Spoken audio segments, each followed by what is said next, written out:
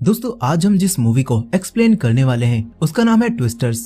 तो कहानी की शुरुआत होती है और हम केट नाम की एक लड़की को देखते हैं जो कि अपनी तरफ आने वाले एक टोर्नेडो यानी कि बवंडर को आता हुआ महसूस करती है। और इसके बाद केट अपने बॉयफ्रेंड जेफ और अपने कुछ दोस्तों को इस टोर्नेडो के आने के बारे में बताती है और फिर ये सभी लोग एक टोर्नेडो टोमर नाम के साइंस प्रोजेक्ट को पूरा करने की तैयारी करने लगते हैं। यहाँ केट हमें बताती है कि हम सभी लोग अब टोर्नेडो के अंदर सुपर एब्जॉर्बेंट पॉलीमर्स डालेंगे जिससे टोर्नेडो की हवा में नमी कम हो जाएगी और ये टोर्नेडो खत्म हो जाएगा। यहाँ इनकी बातों से हमें पता चलता है कि उनका प्रोजेक्ट इस टोर्नेडो को खत्म करने का है। अब यहाँ पर केट का एक दोस्त उसे बताता है कि सिग्नल से पता चला है कि अभी कोई भी तूफान यहाँ पर नहीं आने वाला, मगर केट सबसे कहती है कि टोर्नेडो अभी आने वाला है। और फिर ये सभी लोग केट के कहने पर नॉर्थ की तरफ जाने लगते हैं।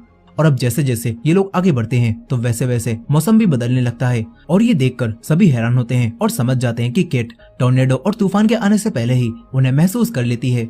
अब इसके बाद ये सभी लोग अपने प्रोजेक्ट को पूरा करने के काम में लग जाते हैं, लेकिन यहाँ पर केट के एक दोस्त जावी की टोर्नेडो रिकॉर्ड करने की मशीन अब काम नहीं करती और ये देखकर केट सभी से बिना डेटा रिकॉर्ड करे ही पॉलीमर्स को टोर्नेडो में डालने के लिए बोलने लगती है। मगर जावी केट को ऐसा करने से मना करता है और कहता है कि अगर हमने बिना डाटा रिकॉर्ड करे ही टोर्नेडो को रोक दिया तो फिर हमारी बात पर कोई भी यकीन नहीं करेगा। यहाँ पर ये लोग बात कर ही रहे थे कि तभी ये डाटा रिकॉर्ड करने वाली मशीन काम करने लगती है और अब केट सभी लोगों को लेकर टोर्नेडो की तरफ आने लगती है। यहाँ जावी दूर से ही सारा डाटा रिकॉर्ड करने लगता है।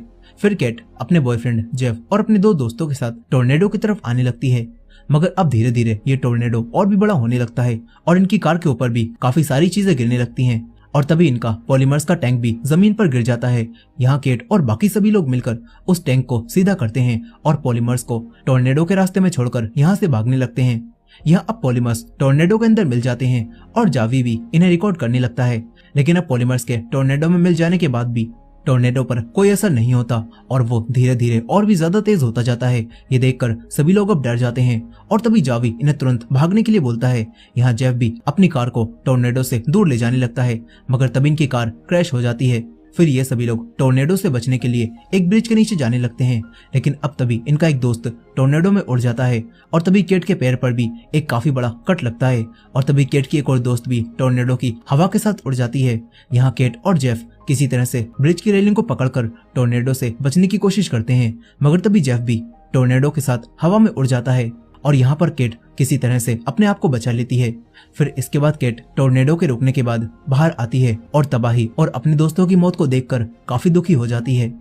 अब इसके बाद कहानी 5 साल आगे आती है, जहां अब केट आने वाले टोर्नेडोज को रोकने के सारे काम को छोड़कर न्यूयॉर्क शहर में एक कंपनी में काम करने लगी थी।